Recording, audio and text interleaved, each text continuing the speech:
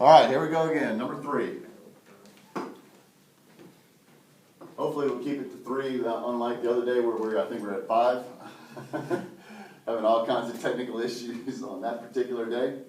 Okay? So, again, what we've determined then is that all light is produced by electrons transitioning. What were the only 2 ways we can make them go to a higher energy level?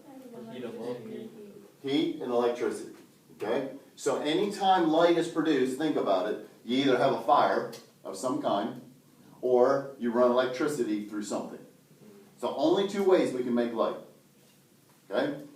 So, but the electrons go up, we force them up, put energy in, then they come back down.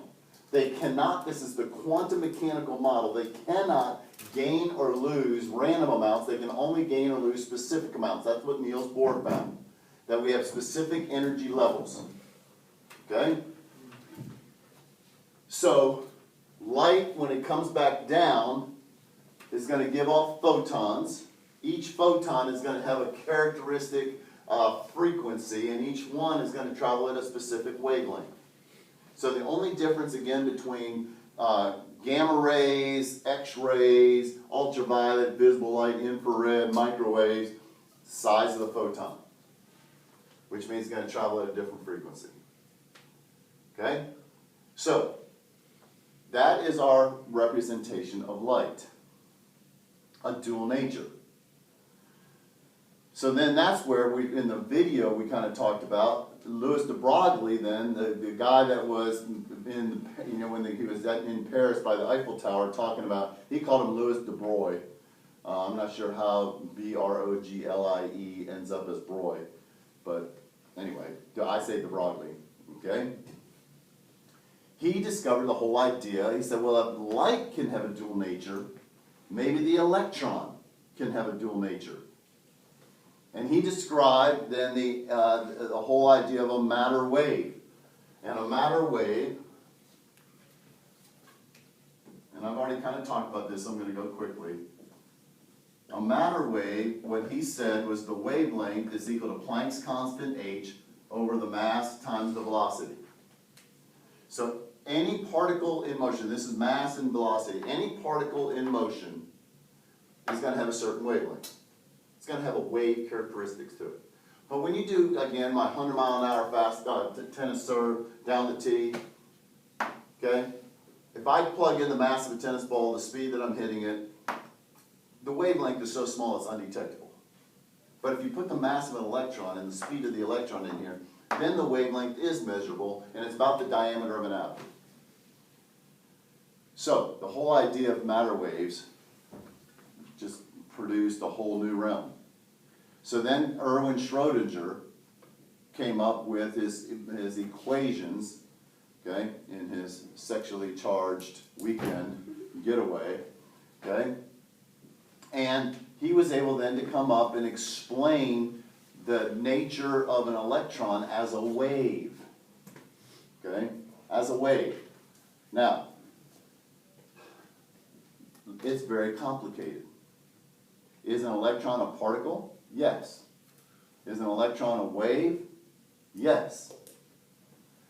When we look at it from a particle and want to measure its mass and some of those characteristics, then it has particle characteristics.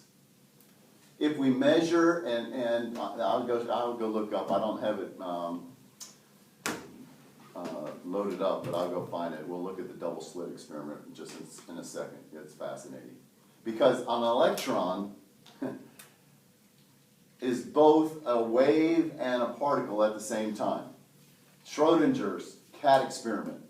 Okay? I talked about that the other day too. Okay, Schrödinger's cat experiment. And by the way, just clarify, this was never done. This is a thought theoretical experiment. But you put a cat in a box.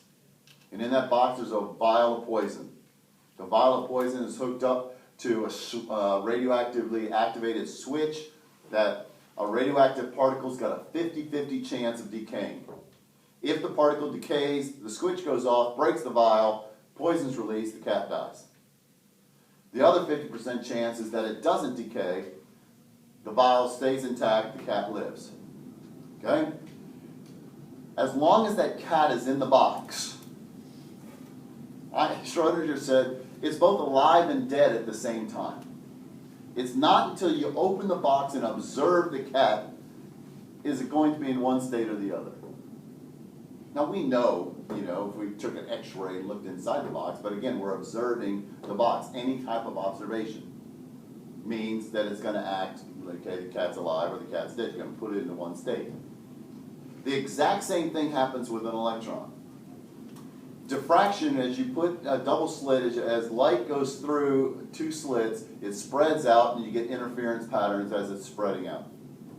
If you shoot two beams of electrons through two slits and don't look at them, you'll see a diffraction pattern at the back.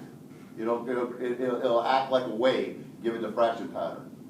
But if you somehow, even after it goes through the slits, we have some kind of observation, something measuring the electron, then it just goes straight through, you don't get any interference patterns, and it acts like a particle. Somehow it knows. Let me go see if I can find just the double slit experiment video. I was thinking about this earlier. So you step on the landmine. How do you survive? Is there any way to survive? You could survive, but you probably wouldn't. If it's like a 5-second charge, you step on it, it'll Is there any way to survive what? landmine. I mean, how many limbs do you want? All of them. Yeah, now you screwed. I think I'm built different. No. Because if you start at a full sprint, and then You get full sprint, you'll lose your legs. yeah, because as soon as you take your You just gotta dive forward and not take it. No, I like my legs. Well, the mind doesn't like your legs. Alright, so say I step on the thing and I don't step off, right? It doesn't explode right away. Alright, so I can like defuse the ball, right? Do you know how to defuse a landmine? I have my phone, I can search it up. So you're trusting that the landmine will not go off if you shift your weight even a little bit? Yeah, just like there's just a YouTube tutorial on how A to use. YouTube tutorial on how to defuse it. All right, here's a 5-minute video on the double slit experiment with an electron. Who defused the landmine? Okay?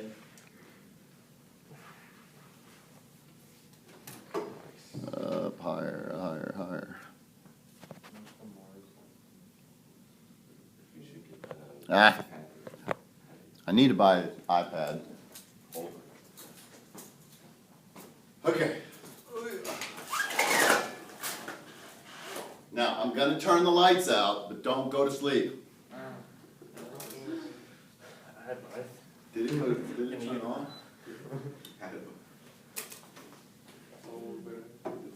All right. Hopefully those of you at home watching this, you can fast forward for all this until the video starts. You guys fast forward through everything anyway. I think they want That's not you to true. talk about the landmines. Do you want to hear you talk about the landmines? Yeah. Hey, I'm just excited that there's actually conversation going on, because in so many classes everybody just sits totally quiet. I have a mask on, I'm 6 feet apart, I'm in my own world, I'm not going to talk to anybody. That's boring. So, yes it is. And so I need y'all's energy to keep my energy up. Oh, yeah. Oh, I love this. Dr. Plum! All the caps.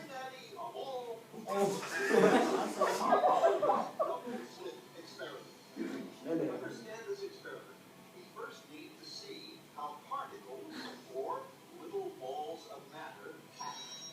If we randomly shoot a small object, say a marble, at the screen, we see a pattern on the back wall where they went through the slit and hit. Now, if we add a second slit, we would expect to see a second band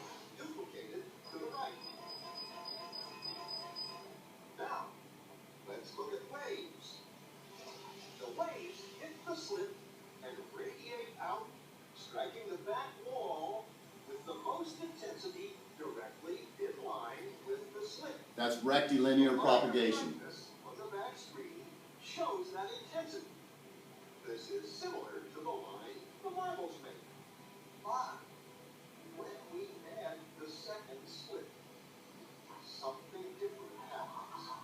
If the top of one wave meets the bottom of another wave, they cancel each other out. So now there is an interference pattern on the back wall. Places where the two tops meet are the highest intensity, the bright lines. Where they cancel, there is nothing. That's constructive and destructive interference is what that's called. That is, matter through two slits, we get this. Two bands of hits. And with waves, we get an interference pattern of many bands. Good so far. Now, let's go quantum.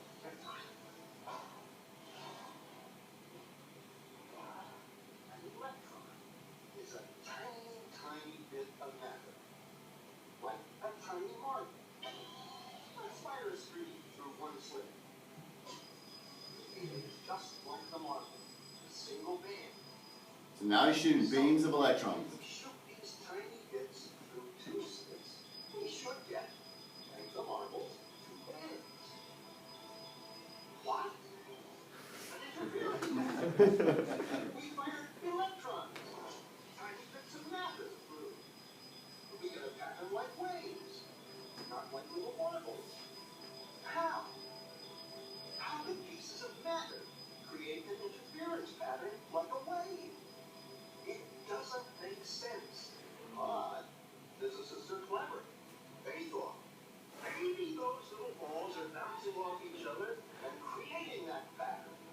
So, they decide to shoot electrons through one at a time. There is no way they can interfere with each other. But after an hour of this, the same interference pattern is seen to emerge. The conclusion is inescapable.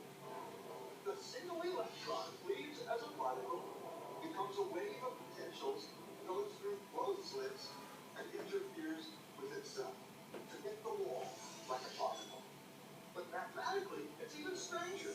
It goes through both slits and it goes through neither. And it goes through just one, and it goes through just the other. All of these possibilities are in superposition with each other. But physicists were completely baffled by this. So they decided to peek and see which slit actually goes through. They put a measuring device by one slit to see which one it went through and let it fly. But the quantum world is far more mysterious than they could have imagined. When they observed, the electron went back to behaving like a little marble. It produced a pattern of two bands, not an interference pattern of many. The very act of measuring or observing which slit it went through meant it only went through one, not both. The electron decided to act differently, as though it was aware it was being watched. And it was here that physicists stepped forever into the strange, netherworld of quantum events. What is matter? Bubbles or waves? And waves of what? And what does an observer have to do with any of this? The observer collapsed the wave function simply by observing.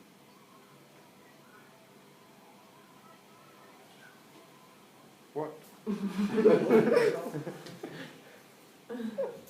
is it formed? That was very informational. Okay, that, to me, that blows my mind. Okay? How can that be? And the reality is that if you, there's a whole bunch of videos on that double slit. I like Dr. Quantum, because he just puts it very basic, okay? But there's all kinds of the actual experiments going on when they show it. It doesn't matter whether the observer is before it goes through the slit or after it goes through the slit. that's the thing that is really freaky, that after it goes through the slit, you look at it like it can go backwards in time and know you looked at it, and then just act like a particle. Okay? So it doesn't matter where the observer is in the process, that if you observe an electron, it's going to act like a particle. If you don't observe it, it acts like a wave. It's both at the same time. It's okay you don't understand that. I don't understand it. Okay? That's the quantum world. It goes by a completely different set of properties. So if you can't observe it, how do you know? Like, if it's, you said it can go back in time and like. Yeah, but I mean, you have detectors, like they had the detector, the wall, so we see the interference pattern. But and I'm not sure how they actually detect it, what they're using to detect it. But I don't know. It doesn't. It is still a mystery to most physicists as to how does it know? How does it know? You know, that's one of the things I just have to accept that. Okay, this is one of the freaks of nature. But yet it's the thing that electricity is running through. These electrons are everywhere. The electrons cause all chemical reactions. Again, the big breakfast that I ate this morning, okay, I'm getting energy supplied to me today because those molecules are breaking down. Sugar is going to my cells, oxygen is going to my cells, and then there's an exchange of electrons from one to the other. And so as a result, I have energy because of electron transitions, electrons being swapped between the two. Stay with me, Quinn. So, it doesn't make sense, but the electron is both a particle and a wave. So we have this model now of the atom where the electron is traveling in these wave patterns. We don't really know how it's traveling. We just know that it's in some kind of standing wave pattern. The more energy it has, the farther away from the nucleus it's going to be, but it can only be certain distances from the nucleus for that standing wave pattern to form. So we can measure the mass of an electron, we can measure the speed of an electron. There's so many characteristics of an electron we can measure, but we also can measure diffraction patterns that are given off by an electron and different wave characteristics. So we call it a wavicle. And Schrodinger explained that with his quantum numbers. Okay? Now, quantum numbers are not on the AP test. But we did them in Chemistry 1, I just want to review them real fast. Because it explains what we're finally getting to is electron configurations.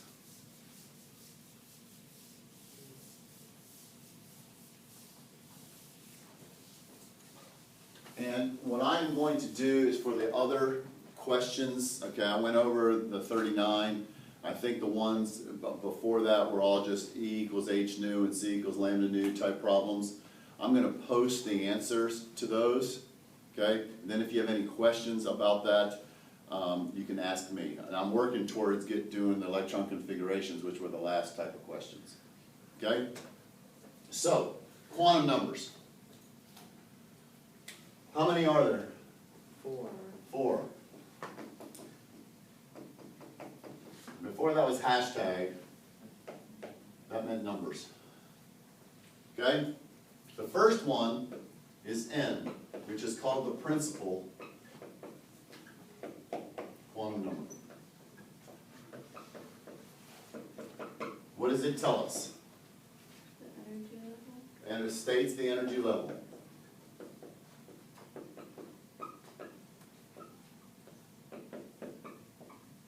Okay, so it's going to be 0 basically to 7.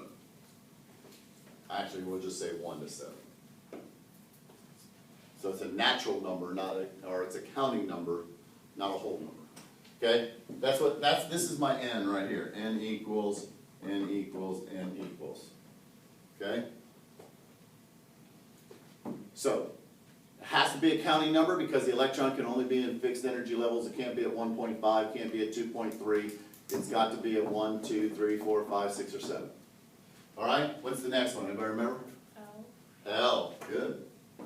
This is called the azimuthal quantum number.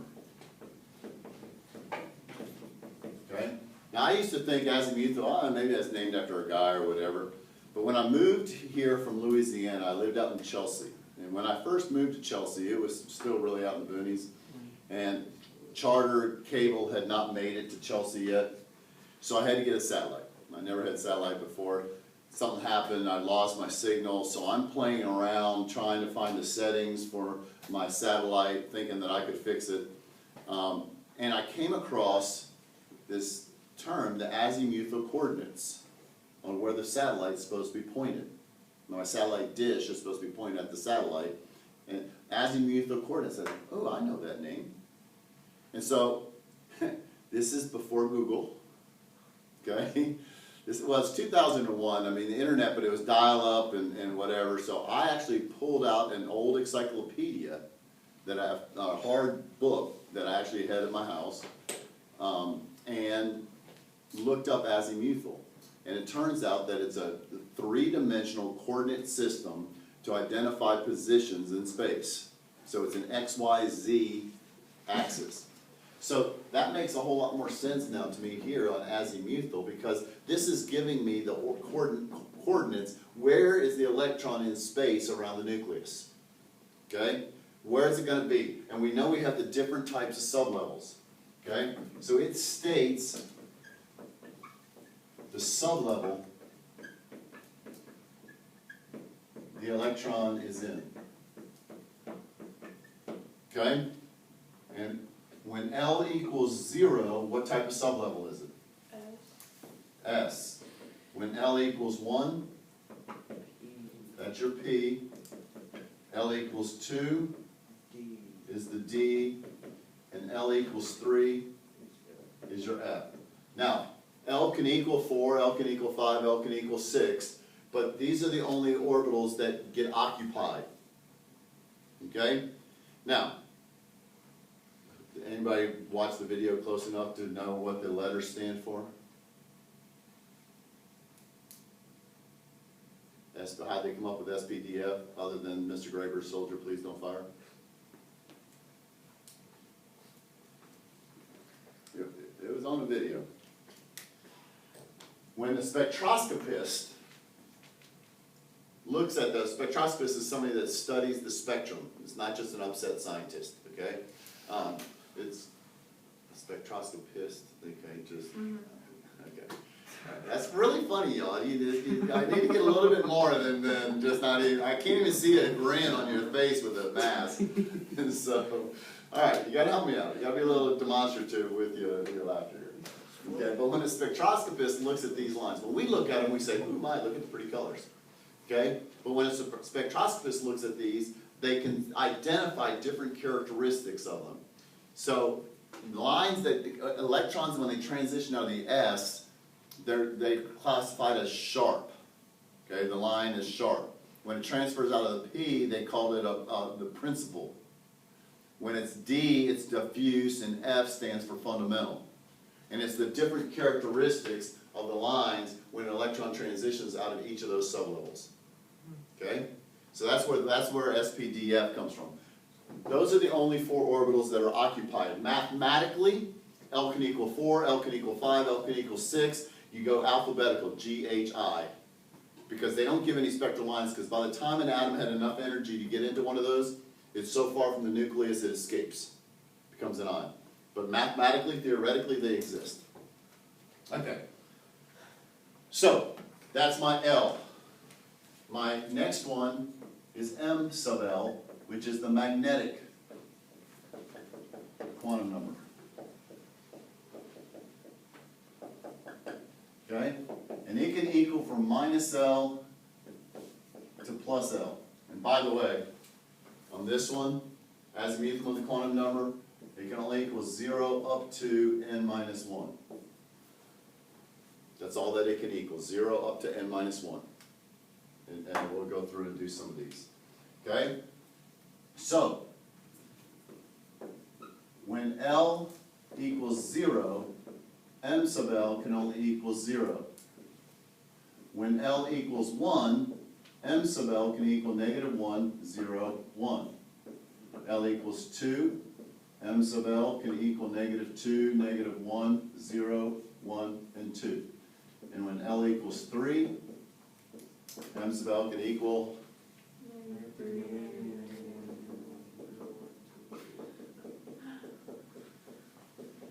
okay, so this is telling me the sublevels in the S, the P, the D, or the F. Okay? Related to this, so that's M sub L, is the magnetic quantum, and that's going to tell me the specific orientation in space. So how many answers are there when L equals 0, meaning the S sublevel? How many orbitals do we have? Just one. But when L equals 1, the P sublevel, we have 3 possible answers, which means I have 3 orbitals on the P sublevel. Px, Py, and Pz, different orientations in space. Fancy word, they're degenerate orbitals. Degenerate meaning equal energy in this case. Degenerate orbitals, equal energy. So it's just a different orientation in space. What about this one? How many Ds can we have? 5, and then we can have 7 on the Fs. Again, equal energy, just different orientations. So these two right here are giving us the where around the nucleus is the electron. But again, how is it actually traveling? We don't know. It's just in some kind of wave pattern. This is the probability of finding an electron in a certain place. And our last one is M sub S, which is the spin quantum number. And this is related to the Pauli exclusion principle.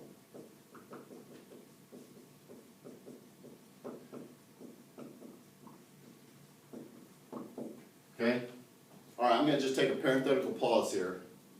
Why did I spell principle P-A-L here, but I spelled principle P-L-E here? Because that principle means like first. Principle means first or main. Okay? So Mr. G is the principal here. He's the main guy. Okay? He's the top dog. He's number 1. Whereas this, it's a theory. It's a concept. Okay? All right. Just a little grammar there. Doing a little cross-curricular. Making Miss Love happy. Okay? This can only equal plus 1/2 and minus 1/2. Now, I always teach it that the electrons are spinning clockwise and counterclockwise. About 5 years ago, I read an article that said, you know, the electron's really not spinning per se on an axis like we think. Instead, it has this kind of this quantum spin-like characteristic to it. That's too complicated for me. It's spinning clockwise, counterclockwise. If it flips over, it's spinning the other way, so it makes it a lot easier. But they have to have this opposite spin, plus 1/2, minus 1/2. Okay? In order to be able to occupy the same place. So, when we put all that together, am I going to be on the screen over here? Barely. Just rotate it around, like just a little bit.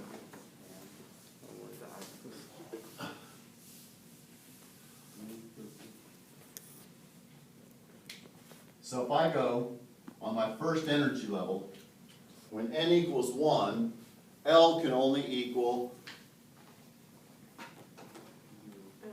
when n equals 1, Yes, it can only equal 0 up to 1 minus 1, which is 0. Okay? So that means that there's only an S sublevel possible. And when L equals 0, M sub L minus 0 to plus 0, only 1. So I only have 1 orbital on the F sublevel. 1, so I use a dash to represent that. Okay? I go to my second energy level. Now when n equals 2, L can equal 0 or 2 minus 1, 1. L can equal 0 or 1. So what does that tell me? S or P. I can have an S and a P sublevel on the second energy level. So I can have a 2S and a 2P. Now next week, I know you can hardly wait for this. Next week we'll talk about why do they have different, energies. If they're on the same energy level, why do we have sublevels? And then secondly, why is there the overlap between 4S and 3D as we get higher up? Okay? So, how did I know to put 3 orbitals? Because there's 6 electrons. Because when L equals 1, M sub L can equal minus 1, 0, plus 1. So this would be like minus 1, 0, plus 1. Okay? Now my second energy level, that's the maximum I can do. And when I go to n equals 3, what can I have? D, so. 0, 1, and 2, right? 0, 1, and 2. So I can have a 3s, a 3p, and a 3d sublevel. And they always increase in energy. Now again, why did I put 5 dashes here? Because when L equals 2, our D sublevel, M sub L has 5 different possibilities, 5 different orientations in space. -2, -1, 0, 1, and 2. So then I go to the fourth energy level. Now when n equals 4, L can equal 0, 1, 2, or 3. So I have all of them. So I go to the fourth energy level. Now we're going to find there's the overlap. 3D is actually a little bit higher. 4s, 4d, well, try that again, 4p, 4d, and then what's going to be way up over here? 4f. Okay, I'm out of board space, but we'd have 4f. Okay, so the point that I'm trying to make is that our entire electron configuration, this model that we use, is all based upon these quantum numbers that Schrodinger came up with, okay, with his equations, okay? But the Heisenberg uncertainty principle says that we can't know the exact position and location, so we use what's called an orbital to describe the position of the electron, not an orbit. Where are they?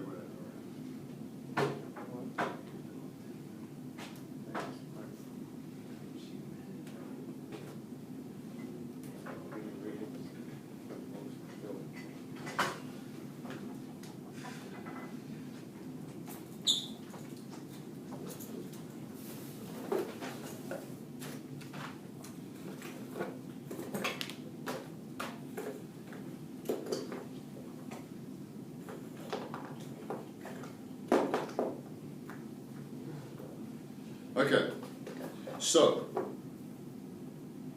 on the first energy level, we only have an S sublevel. Now we draw the shape in such a way to where we say there's a 90% probability that we'll find the electron in that space.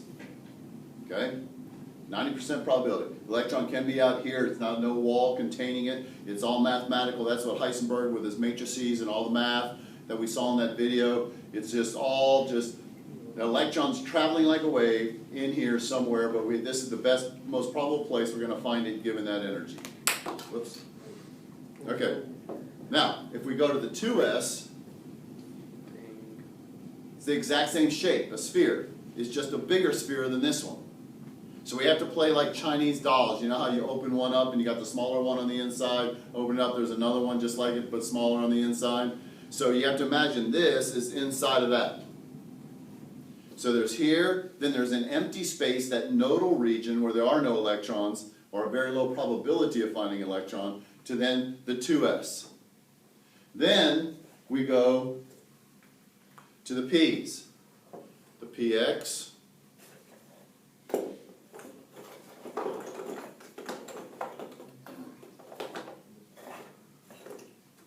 I'm missing, oh no, there it is.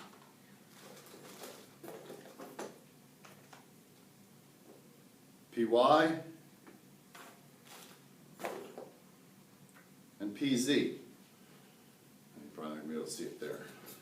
Okay, so you got the Z coming in and out, you got the X, and you have the Y. And they're all superimposed on one another. But it's a different orientation in space. One of these is the -1, one of these is the 0, one of these is the +1. That's the orientation in space. How the electron gets from here to here, we don't know. We just know that there's a high probability of finding in a shape like this. And that's where I showed you those wave functions, the electron dot density diagrams.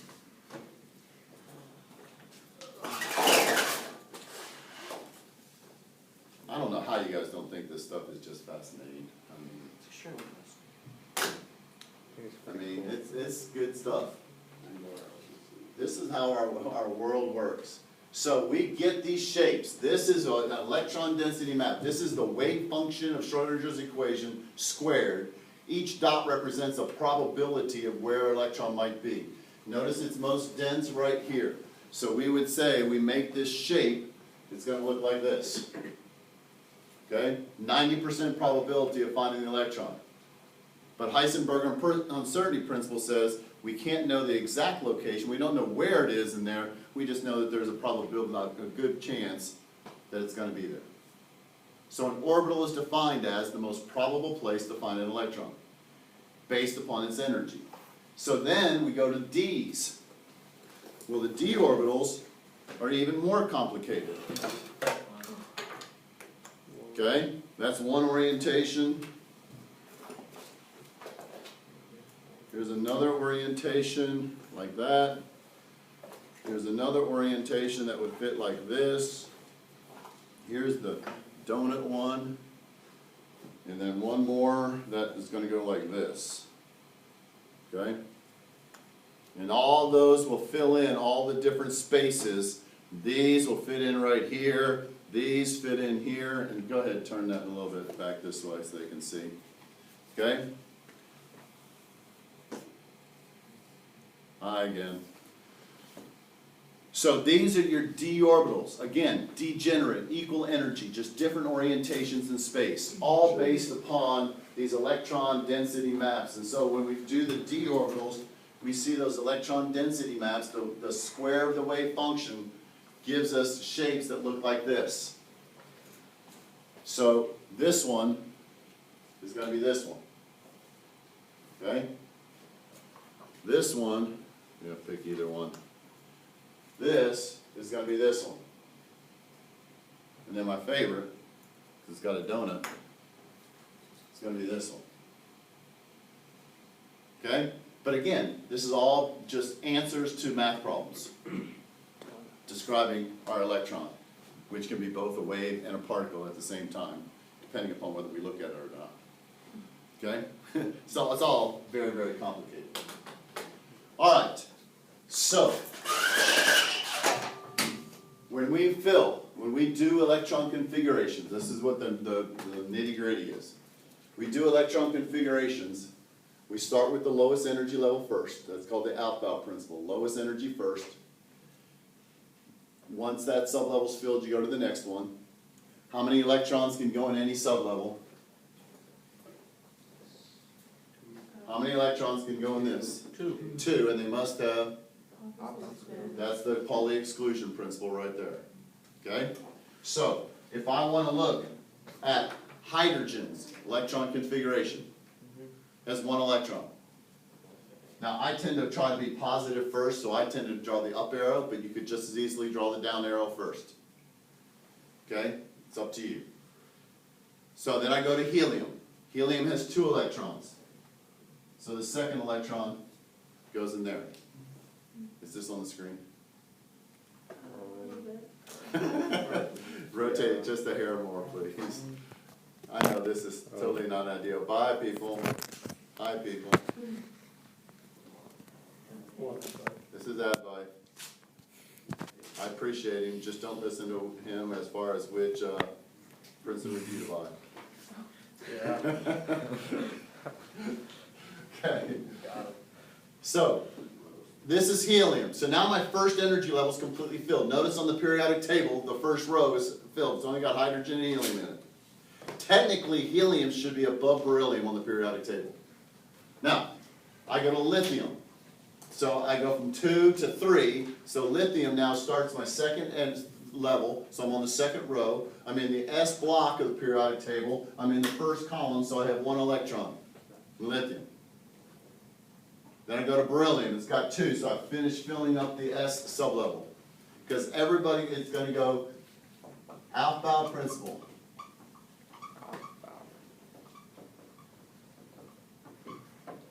Start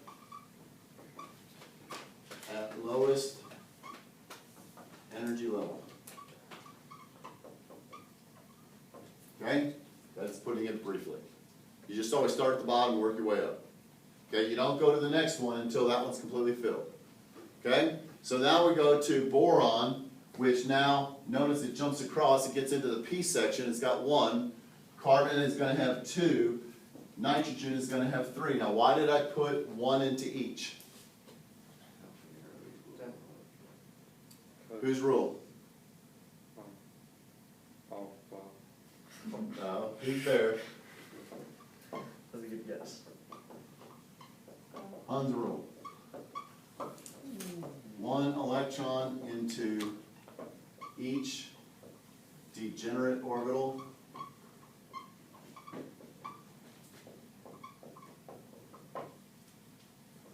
Before filling, before pairing.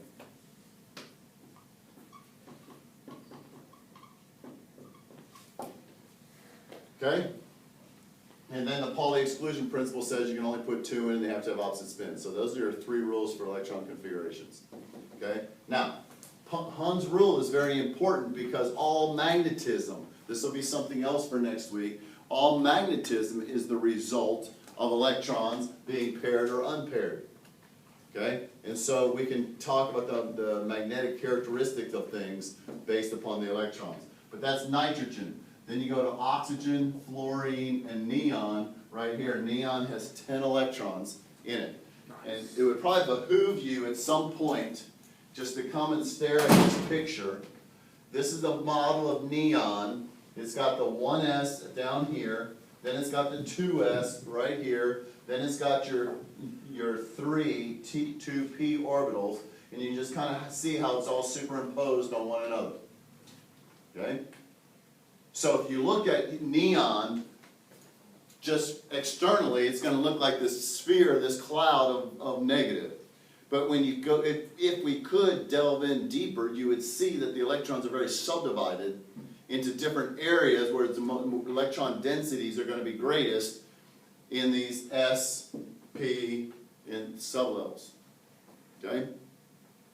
So that's how our electron works, and all chemical properties are based upon these electron configurations. Now, I did not get to what would a noble gas, what the condensed version be? Okay, so let's just say I want the condensed version of sodium. Sodium's number 11.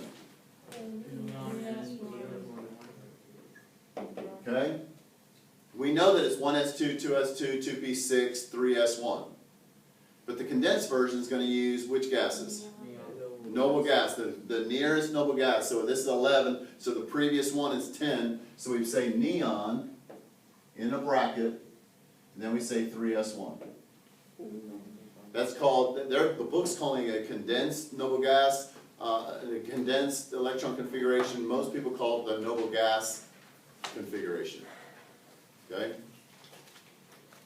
All right. I'll post all the answers to these. A lot of them are in the back of the book already, if you didn't know that. And so,